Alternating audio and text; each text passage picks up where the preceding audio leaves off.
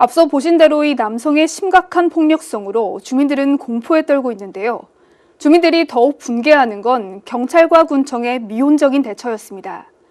주민들이 지금까지 18건의 신고를 했지만 경찰은 상해 등의 직접적인 피해가 없다는 이유로 대부분 아무런 조치를 하지 않았으며 군청 역시 사실상 방치한 채 나몰라라 했다는 겁니다. 계속해서 오승훈 기자의 보도입니다. 주민들은 지난해 5월 1일부터 현재까지 관할 경찰서에 총 18건의 신고를 했습니다. 기물파손이나 욕설, 살해 협박, 폭행 등 모두 생명의 위협을 느꼈기 때문입니다.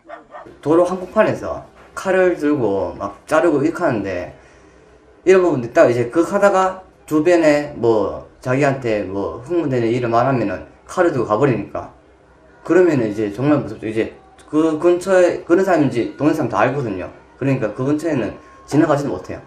하지만 경찰은 18건 가운데 상해 등 실질적인 피해가 확인된 사건 8건에 대해서만 입건 조사를 했으며 나머지는 아무런 조치를 하지 않았습니다. 결국 지난달 이 남성이 주민을 둔기로 때려 심각한 상해를 입히자 그제서야 A씨를 특수상해 혐의로 구속영장을 신청했지만 이 역시 법원이 도주 우려가 없다는 이유로 영장을 기각했습니다. 이 단일 사안으로서 이런 사안을 놓고 봤을 때는 구속사유가 안 됩니다. 이게 우리가 판단했을 때 왜 우리가 구속사유를 최고 먼저 보는 게 일단 도주의 우려를 보고 그죠? 증거 인멸의 염려를 보는데 이분 같은 경우에는 경찰에 오라 그러면 들어와서 꼬박꼬박 출석을 해 조사를 응한단 말입니다. 그럼 도주 우려가 없어요. 자기 집이 있으니까 주거가 일정하죠. 그죠? 그렇기 때문에 이 구속사유가 안 된단 말이죠. 칠곡 군청 역시 수수방관 그 자체였습니다. 주민들은 수차례 군청을 찾아가 쓰레기 문제와 남성의 횡포 등에 대해 민원을 제기했지만 전문가 상담조차 실시하지 않는 등 사실상 나몰라라 했습니다. 취재가 나간 후에서야 부랴부랴 긴급 대책회의를 여는 등 뒷북 행정의 모습을 보여줬습니다.